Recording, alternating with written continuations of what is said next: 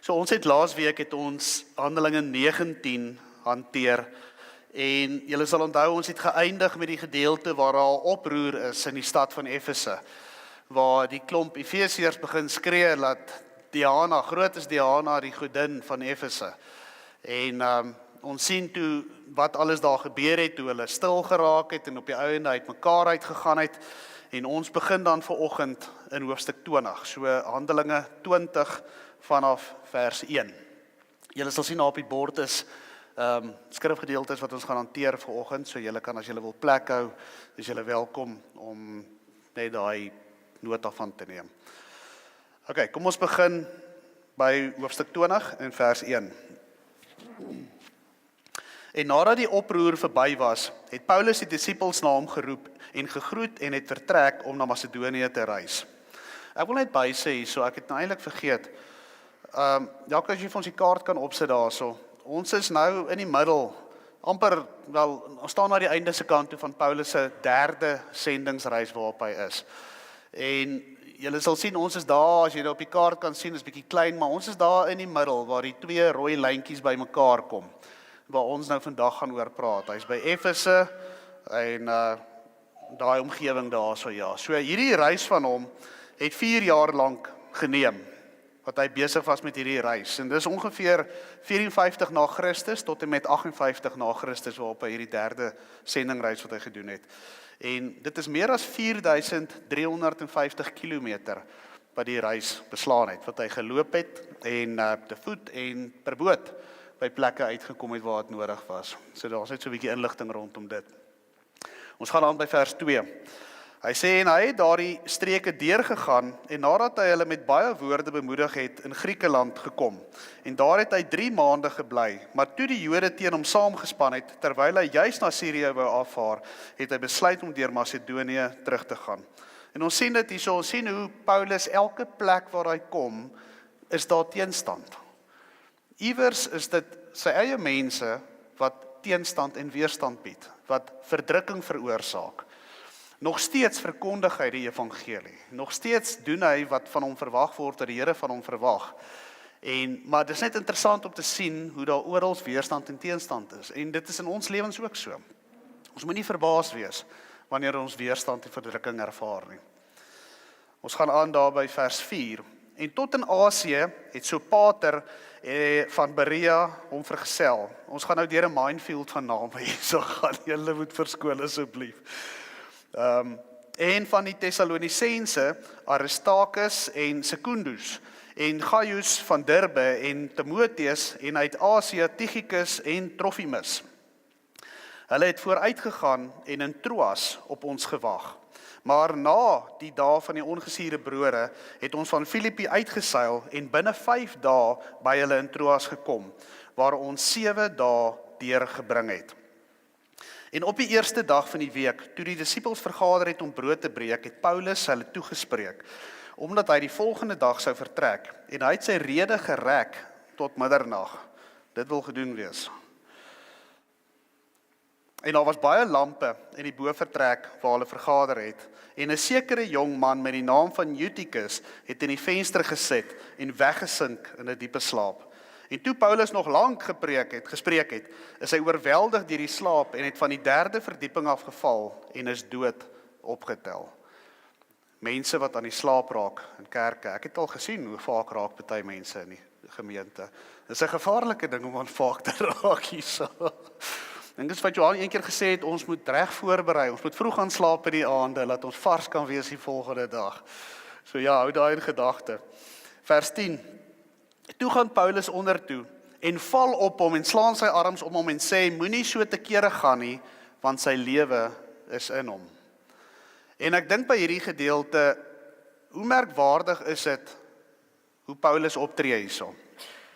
En dit gebeur baie keer in ons lewens. Ons beplan om Bybelstudie te hou, of ons wil 'n bietjie stilte tyd hou, of ons wil kerk toe gaan, of ons wil na een of ander Christelike byeenkoms, of samekoms wil ons toe gaan, en daar gebeur iets. Jy kry 'n telefoonoproep, of 'n ramp gebeur, of een of ander krisis is daarso, en ewe skielik is ons de mekaar. Ons vergeet heeltemal van wat ons wou gedoen het.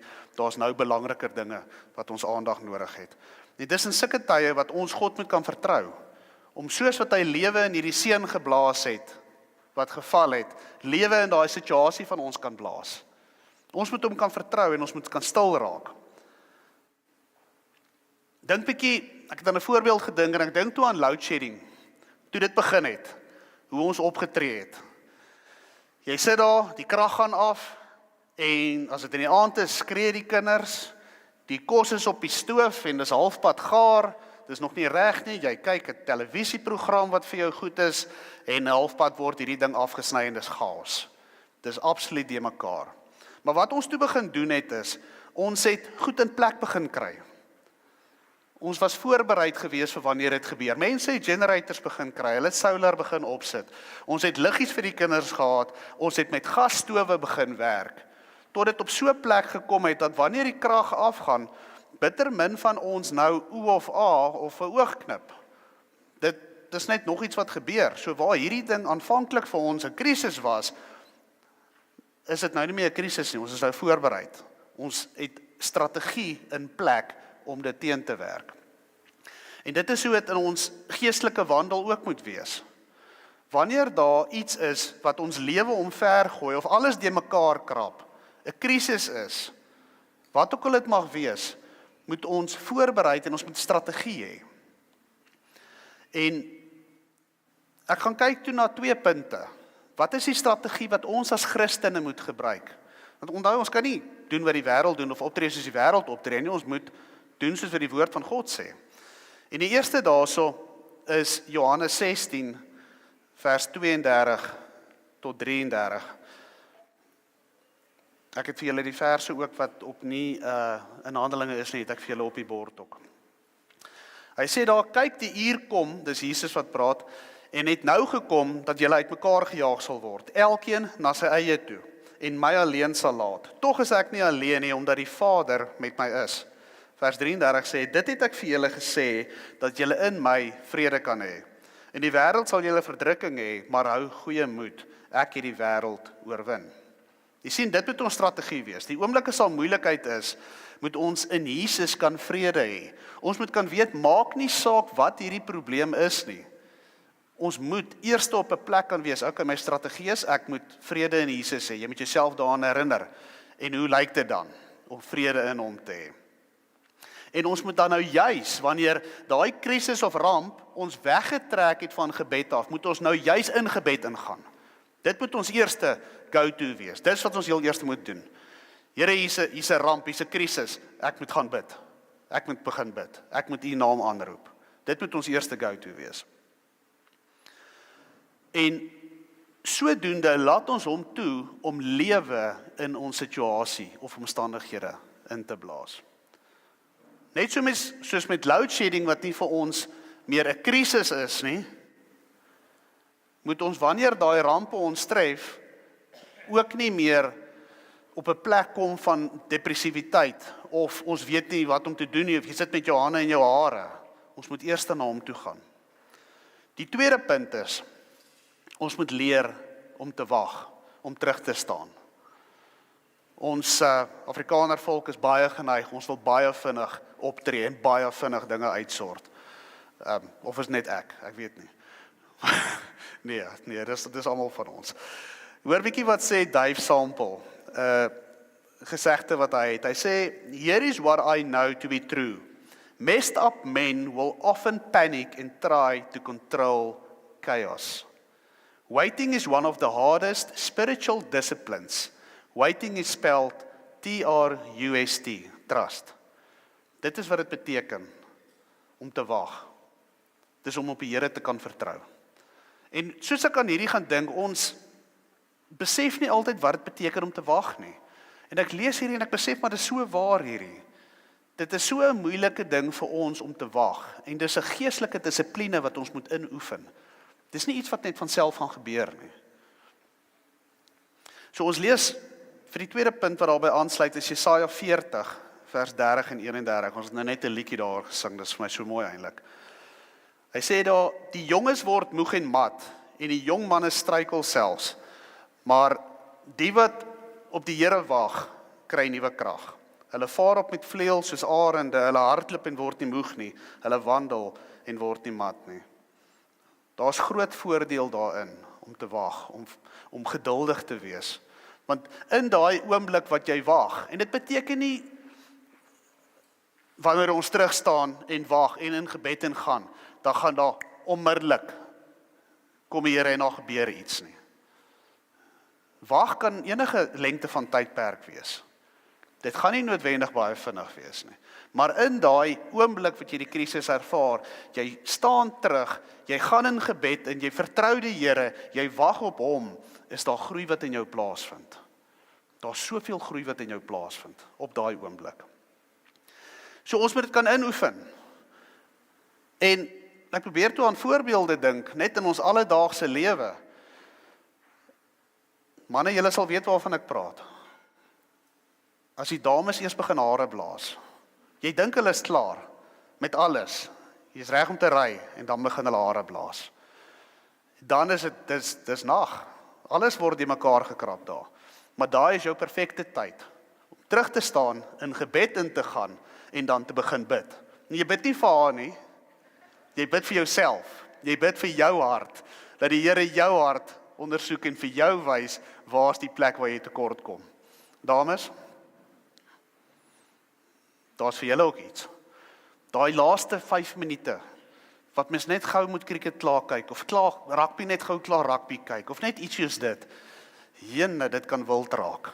Want nou moet mens fokus op die game en jy moet fokus om nie hierdie situasie te veel te ontlont en te kere te gaan nie. Dames, daar's vir julle plek. Net terug te staan, gaan in gebed in en bid vir jou eie hart in dit. En in dit sal ons mekaar vind. Dis my so mooi hoe die Here mens altyd by mekaar bring. Jy sien, ons tree vreeslik vinnig emosioneel op. En nêrens sien ek in die woord, dat die woord van God sê, ons moet emosioneel optree nie. Volg jou emosies nie. Inteendeel, die woord sê, pas op vir die hart, want die hart is bedrieglik bo alle dinge. Ons moet versigtig wees vir ons emosies, en op hom vertrou, om lewe in ons situasies in te blaas. Jy sien, mens dink baie keer, as mens moet wag vir iets, moet terugstaan, en hier is hierdie krisis voor jou, en jy staan terug en jy doen niks nie, dan dink jy maar, hierdie is nie reg nie, ek kan nie net so sit en niks doen nie. Maar jy sien, om te wag is nie passief nie, dit is 'n aktiewe besluit wat jy neem, om te vertrou in die Here se krag. Net om hierdie 2 strategieë op te som, en gewoontes wat ons moet aanleer is, Jesus is by ons. Ons het vrede in hom, in elke situasies. Jesus kom na ons toe in die storm. Onthou 'n bietjie toe die disippels, Matteus 14, op die see is en daar is hierdie storm wat uitbreek. Jesus het na hulle toe gekom. Hy het nie van die kant af gestaan en die see laat bedaar en alles nie. Hy het na hulle toe gestap in die storm. Hy het hulle ontmoet in daai plek waar hulle is, in daai krisis. En baie keer sal dit vir jou voel asof jy bid dalk in die plafon vas. Ons ken almal dit, ons het dit al ervaar, wat dit vir jou voel asof jy bid en jy bid en jy bid net in die plafon vas. En jy kry nie jou gedagtes onder beheer nie. Daar moet ons kan stil wees en weet, die Here is in beheer. Hy het ons in sy hand, hy het hierdie situasie, hy is groter as enige ramp of krisis wat ons mag ervaar. Die tweede punt daar, terwyl ons vrede in hom het, om op hom te wag, staan terug in die storm.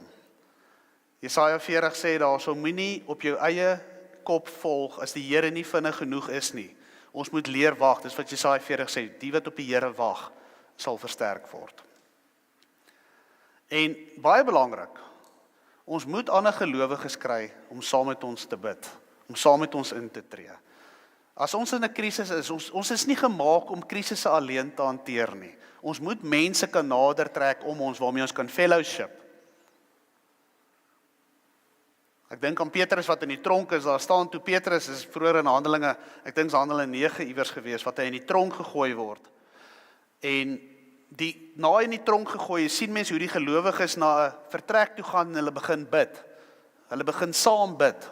Nou daar staan nie spesifiek dat hulle vir Petrus gebid het nie, maar dis die aanname wat ek maak, dat hy word in die tronk gegooi en aan die volgende oomblik lees jy die gelowiges het bymekaar gekom en begin bid. En daar kom 'n engel en hy sluit die tronk se deure oop en Petrus is vry en hy word uit daai situasie uit vrygelaat en losgekom.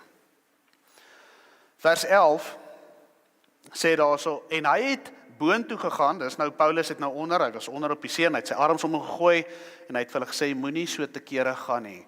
Hierdie situasie is nie so erg as wat julle dink nie. Nou as Paulus dit sê van 'n ou wat dood neergeval het, dan moet ons regtig kyk na ons situasies en leer om vrede te hê in hulle.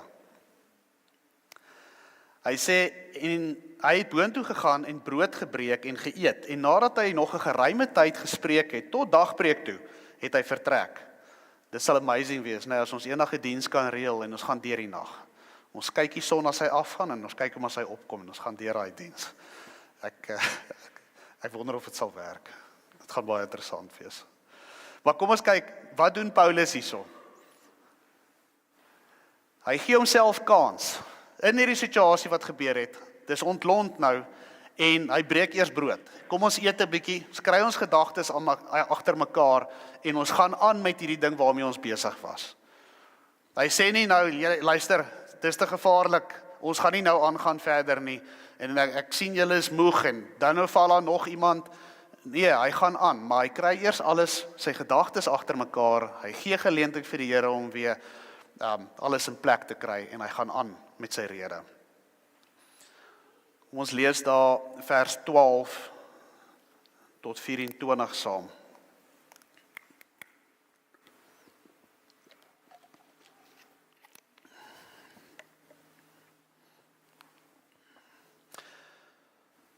Hy sê, en hulle het die seun lewendig huis toe gebring en was uitermate getroos gewees. Maar ons het vooruit op die skip gegaan en afgevaar na Assos, waar ons van plan was om Paulus aan boord te neem. Want so het hy dit bestel, omdat hy self te voet wou gaan. Toe hy ons dan in Assos ontmoet het ons hom aan boord geneem en by Mytilene gekom. Kom ons sê Mytilene. En daarvandaan het ons weggevaar en die volgende dag teenoor Chios gekom en die ander dag na Samos oorgevaar en in Trogylon oorgebly en die dag daarop het ons by Milet gekom. Want Paulus het besluit om by Efese verby te vaar sodat hy nie in Asië tyd sou verloor nie. Want hy het hom gehaas om, as dit vir hom moontlik was, op die Pinksterdag in Jerusalem te wees. En van Milet af het hy gestuur na Efese en die ouderlinge van die gemeente laat roep. En toe hulle by hom kom, sê hy vir hulle, julle weet hoe ek, van die eerste dag af dat ek in Asië gekom het, die hele tyd by julle gewees het, en die Here gedien het, met alle nederigheid en baie trane en beproewinge wat oor my gekom het, deur die komplotte van die Jode, hoe ek niks agtergehou het van wat nuttig is nie. Daai is belangrik, hoe ek niks agtergehou het van wat nuttig is nie. Om dit aan julle te verkondig en julle te onderrig in die openbaar en in julle huise. Terwyl ek kragtig by die Jode, sowel as die Grieke, aangedring het op die bekering tot God in die geloof in ons Here Jesus Christus. Vers 22 sê daar, en kyk, ek gaan nou gebind deur die Gees na Jerusalem, en watter dinge my daar sal oorkom, weet ek nie. Behalwe dat die Heilige Gees in elke stad kragtig getuig en sê dat boeye en verdrukking my wag. Maar ek bekommer my glad nie, en ek ag ook nie my lewe vir myself dierbaar nie, sodat ek met blydskap my loopbaan kan volbring en die bediening wat ek van die Here Jesus ontvang het, om kragtig te getuig vir die evangelie van die genade van God. Kom ons lees net tot daarso. So ek wil teruggaan na vers 20 toe.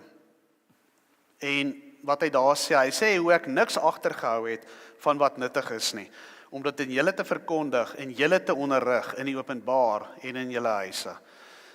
En ek besef, ons het almal 'n roeping op hom of haar lewe. Elkeen van ons het 'n roeping, net soos wat Paulus gehad het. Ons sien Paulus se roeping, sien ons aan Handelinge 9 vers 5 tot 16 is waar die Here aan hom verskyn het, die Here Jesus aan hom verskyn het. Hy sê, in vers 15 sê hy daar, so dis nou Ananias, maar die Here sê vir hom, Ananias, gaan, want hy is my uitverkore werktuig, om my naam te dra voor nasies en konings en die kinders van Israel. Want ek sal hom toon, hoeveel hy vir my naam sal moet lei. En net so word ons ook geroep. Elkeen van ons word geroep. In die woord van God is dit vasgevang, al daai duisende jare terug. Is daar 'n roeping vir ons ook gegee. En die eerste roeping wat ons het, is Matteus 28:19. Julle ken hom. Hy sê, gaan dan heen, en die eerste opdrag is maak disippels van al die nasies. Die tweede opdrag is doop hulle in die naam van die Vader, die Seun en die Heilige Gees. En dan die derde opdrag is leer hulle om alles te onderhou wat ek julle beveel het. Klink dit nie baie soos die roeping wat Paulus ook gehad het, soos wat hy gegaan het, wat hy met mense gedeel het nie. So daai is nie net vir Paulus gewees alleen nie, maar ons het ook 'n roeping, en dis die eerste roeping waarvoor die Here ons roep, is om uit te gaan en sy evangelie te verkondig aan die nasies. Mense wat verlore is, wat sonder hoop sit, om vir hulle 'n hoopvolle toekoms te kan gee deur die krag van die Here Jesus. Dan het ons 'n tweede roeping, en dis baie keer 'n persoonlike ding wat die Here met jou werk, en elkeen van ons sinne gaan anders te lyk. En terwyl ek oor hierdie sit en nadink, besef ek maar, vir my en Lisel was dit baie gewees toe ons kinders gebore is, wat die Here ons geroep het, om ons kinders op 'n sekere manier groot te maak. Baie spesifiek. En wat ek ervaar het daar, so ek onthou ek het vir Jandrey vasgehou, hy was klein gewees, en ek sê dankie Here vir hierdie seun, wat U my gegee het, en ek ervaar in my gees, hierdie is geskenk van my af. Hoe gaan hierdie seun lyk, wanneer hy hom vir my teruggee, wanneer hy 18 jaar oud is? Dis wat ek beleef het in my. Wat gaan ek in sy lewe inbou, en dit geld vir Lenke, en dit geld vir Lorey ook. Wat bou ek en Lisel in hulle lewens in, want ek weet die Here het my geroep vir dit. Hoe hulle toekoms lyk, weet ek nie. Maar ek weet dat my roeping is om hulle reg voor te berei vir dit wat kom, vir hoe die Here hulle wil gebruik in die toekoms. En ons het sekere reëls en dinge in ons huis, wat nie lekker is nie. Hulle geniet dit nie, en dis ook nie vir ons lekker om dit te implementeer nie. Maar dis Bybelse beginsels waarop ons moet staan, en moet toepas in hulle lewens. En alhoewel hulle dit dalk nie nou so goed verstaan nie, weet ek, hulle gaan dit eendag verstaan, en dit gaan bydra tot hoe die Here hulle wil gebruik in die toekoms. So, ons gaan nou oor na die tweede gedeelte toe, en ons sien hoe Paulus daar sê, hy het niks teruggehou of agtergehou van wat nuttig is nie. En dit is hoe ons lewens ook moet lyk. Maak nie saak met wie ons te doen het nie. Ons moet niks terughou van wat nuttig is nie. Ons is geneig om vreeslik maklik 'n platoniese of net praatjies en goedjies te maak en nie regtig diep in iets in te gaan nie, maar ons moet probeer onthou om niks terug te hou van wat nuttig is nie, om regtig in mense se lewens in te saai, so ver as wat ons gaan. Iets wat betekenis het, iets wat waardevol is. En ek gaan kyk toe na generasies, want dit is waaroor dit gaan. Ek het Steve Marrell se boek gekry oor 100 years from now, en ek begin toe dink, maar hoe lyk dit in besigheid, in die besigheidswêreld? Hoeveel besighede, wat jy hoor, 'n besigheid sal aangaan van die pa na die seun toe, of na die volgende generasie toe, maar baie keer is daar by die derde generasie begin daar probleme kom, wat iets nie meer hardloop soos dit moet hardloop nie, en dinge begin suid gaan, baie vinnig. So ek gaan kyk toe, wat is die 5 oudste besighede, maatskappye wat daar in die wêreld is. Want dit sê vir mens iets van die oordrag en die visie wat gedeel word in daai maatskappye. Nou, baie interessant, die top 5 is almal 400, 500 jaar oud al. So dit is baie jare, jy gaan terug na die 1500-1600s toe, restaurante wat nog oop is van daai tyd af. En jy besef hoe moes hulle aangepas het deur die tye, verskillende kosse, verskillende rampe wat hulle beleef het, oorloë, al hierdie siektes wat uitgebreek het, maar daai restaurante, veral in Europa, gaan daai restaurante nog steeds aan. Jy besef as iets. Maar ek kom toe op hierdie af, Congo Gumi. Dit is 'n konstruksiemaatskappy, wat in 578 na Christus gestig is. So dink nou 'n bietjie mooi daaroor. 578 na Christus. Daar's 'n koning van Japan gewees en hy wou 'n tempel gebou hê. En hy laat kom toe 3 manne wat hulle sê baie goed is in konstruksie. En een van hulle is hierdie Kongo, sy van is Kongo. En hy begin toe 'n konstruksiemaatskappy waarin hulle tempels restoreer, waar hulle tempels bou en al daai tipe goeders doen. En tot en met hede was daar 40 verskillende generasies, opeenvolgende generasies wat hierdie besigheid bestuur het en oorgeneem het. Almal in die Kongo familie. So 40 generasies, dit beteken die besigheid is meer as 1400 jaar oud, wat hy nou is. En hy is nog steeds vandag besig om tempels te restoreer. Hy bou nie meer nie, maar hulle doen nog steeds restaurasies en goeders. Die 40ste geslag al. En ek gaan kyk toe, daar's 'n boek, die voorlaaste direkteur van die maatskappy is Toshitaka Kongo, het voor sy dood 'n boek geskryf genaamd A 1400-Year-Old Venture. 16 lessons handed down from the world's oldest company.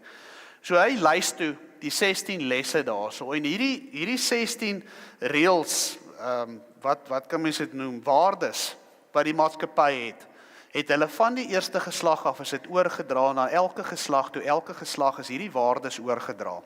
En ek wil net vir julle van die 16, 8 van hulle wys. Hy sê oefen jou kuns, bemeester jou maatband. So dit waarin jy goed is, dit wat jy doen, moet jy beoefen. En dit is so geldig vir ons in Christendom, in ons geloof wat ons stap. Ons moet dit beoefen. En hy sê dan, bemeester jou maatband. So daai tool wat jy gebruik om hierdie beroep van jou, of om hierdie Christendom uit te leef, ons moet weet hoe om ons tools te gebruik. Ons moet weet hoe om die wapenrusting te gebruik. Ons moet weet hoe pas ons dit toe. Ons moet die woord van God ken, dis ons maatband. Die woord van God is ons maatband. Die tweede punt daar is, luister na wat die kliënt sê. So ons moet kan terugstaan en kan luister vir 'n oomblik wat iemand sê, en nie net ons eie kop en ons eie gedagtes jaag nie. Bemoei jou met jou eie sake en gedra jou behoorlik rondom ander. Hy sê, moenie oormatig drink nie. Respekteer mense en wees versigtig met wie jy sake doen. Moenie met ander beklei nie. Moenie 'n ander skaam maak of self spog oor wat jy vermag het in jou lewe nie. Hy sê, gee die goedkoopste en eerlikste kwotasies. Een van die ander wat ek nie opgesit het, en sal sê, maak jou kinders goed groot en leer hulle die praktyk waarin jy is. En ek kyk na hierdie punte, nou daar 16 van hulle, julle kan hulle gerus gaan opsoek. En ek sien hoe baie van hierdie punte op Bybelse beginsels geskoei is. En ek besef in dit net weer, God se woord staan vas. En hierso het jy die mense wat nie noodwendig Christene is nie, maar daar sekere Bybelse prinsipe wat hulle toepas, al weet hulle dit nie eers nie. Pas hulle die prinsipe toe en daar is sukses as gevolg van dit. Daar's 'n seën op dit. So, dis regtig ietsie om te gaan ondersoek en net te besef dat as hierdie prinsipe wat in die Bybel is, vir 'n maatskappy kan werk, en vir 'n generasie van mense kan werk, 4 generasies wat nie noodwendig die Here dien nie, hoeveel meer waardevol is hierdie woord van God nie vir ons nie, wat besef waaroor dit gaan, wat hom vrylik beskikbaar het, wat enige tyd van die dag kan ons hierdie woord van God nader trek en hom bestudeer. En ons kan hom uit leer, so dat ons kan oordra weer aan ander. Nou in hierdie boek van Steve Marrell, is daar 3 punte wat hy uitlig. En die eerste punt wat baie belangrik is, die missie moet duidelik bly. So hy sê, baie mense begin sterk, en dit of dit nou besigheid is, of dit geloof is, baie mense begin baie sterk, daai vlam in jou brand, soos 'n bonfire. So aan is jy vir die Here, en so is jy betrokke en beskikbaar en opgewonde oor hierdie redding wat jy ontvang het. Maar hy sê, dan begin hulle fokus verloor later. Die oorspronklike roeping moet beskerm word en duidelik oorgedra word aan die volgende geslagte. Die tweede punt daar wat hy maak, is hy sê waardes is belangriker as strukture. Dink bietjie mooi daaroor. Waardes is belangriker as strukture. Kom ek wys vir jou wat sê hy. Geboue, programme en sisteme verander. Jy kan vat 15 jaar terug, 5 jaar terug en waar ons vandag sit, hoe strukture en dinge, sisteme en programme verander het, net in die laaste 15 jaar. Maar waardes soos disippelskap, integriteit, geloof en gehoorsaamheid moet konstant bly. En dit geld vir enige tydperk waarin jy is. Maak nie saak waar dit is nie. Hierdie waardes geld van die begin, van die skepping van die heelal, tot en met vandag, geld hierdie selfde waardes nog steeds. Hulle is niks minder belangrik as ooit tevore nie. Jy sien, wanneer ons hierdie waardes in die volgende generasies kan vasmaak, sal hulle enige verdrukking of aanvalle kan hanteer en verwerk en teenstaan met 'n vaste wete van wie hulle is en wat hulle hier maak in hierdie situasie. Hulle sal weet wie om aan te roep, maar ons moet hierdie waardes kan vasmaak. En ons, dit is nie noodwendig net in ons kinders nie, want baie van ons kinders wat hier sit, se kinders is al volwasse en hulle is groot. Maar ons kan nog steeds hierdie waardes uitleef en ons kan mense beïnvloed wat om ons is, waarmee ons elke dag te doen het. Ek wil begin afsluit en ek het die volgende vraag wat ek wil vra. En dit is, bou jy iets wat jou nodig het om te oorleef, of bou jy iets wat sonder jou kan voortgaan? Bou jy iets wat jou nodig het om te oorleef, of bou jy iets wat sonder jou kan voortgaan? En dis vir my so mooi wat Paulus gesê het daar. Hy sê, ek het niks teruggehou en ek het vir julle alles gegee wat nuttig is. Julle het alles wat julle nodig het om aan te gaan. Ek gaan nie weer terugkom nie, maar julle weet wat om te doen. En so moet ons dit kan doen vir die mense om ons ook. As ons in 'n besigheid is, as ons in 'n leefgroep is, as ons in 'n bidgroep is, 'n mannegebedgroep, wat ook al dit mag wees, moet ons seker maak dat ons die mense so kan toerus, ons kinders, dat as ons môre moet wegval, dat hulle nie in 'n plek van paniek sal ingaan en nie weet wat ons om te doen nie en alles uitmekaar uitval nie. Jy sien, ons moet 'n ding so bou dat die volgende generasie maklik kan aangaan. Dit gaan in elk geval nie oor ons nie. Ons sluit af met Handelinge 20, vers 25 tot 27. En hy sê, en nou weet ek, dat julle almal onder wie ek rondgegaan het en die koninkryk van God verkondig het, my aangesig nie meer sal sien nie. Daarom betuig ek aan julle op hierdie dag dat ek rein is van die bloed van almal. Want ek het nie nagelaat om aan julle die hele raad van God te verkondig nie. Hy sê vir hulle, julle weet alles. Julle weet alles wat julle moet weet. En dis 'n hartseer gedeelte hierdie. Want Paulus groet. Hy sê Kubai, hy sê julle gaan my aangesig nie weer sien nie. Maar hy doen dit, jy kan hoor, alhoewel daar hartseer is daar soveel blydskap in hom. Want hy weet hierdie loopbaan, hierdie roeping waarvoor die Here hom geroep het, is amper verby.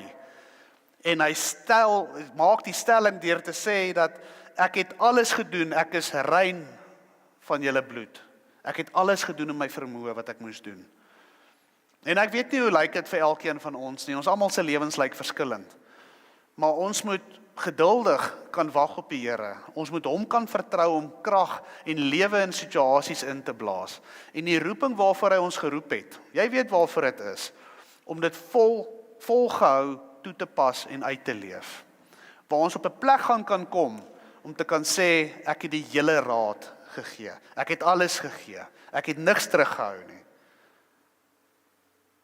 Ek was 'n goeie dienskneg in die koninkryk van God gewees. Jy sien, die evangelie van Jesus is nie 'n privaat saak nie. Ons moet dit kan deel met ander mense. Ons moet die hoop wat in ons is, kan oordra. Ons moet ons kuns, wat Christendom is, beoefen en bemeester deur die handleiding wat God vir ons gegee het, sy woord.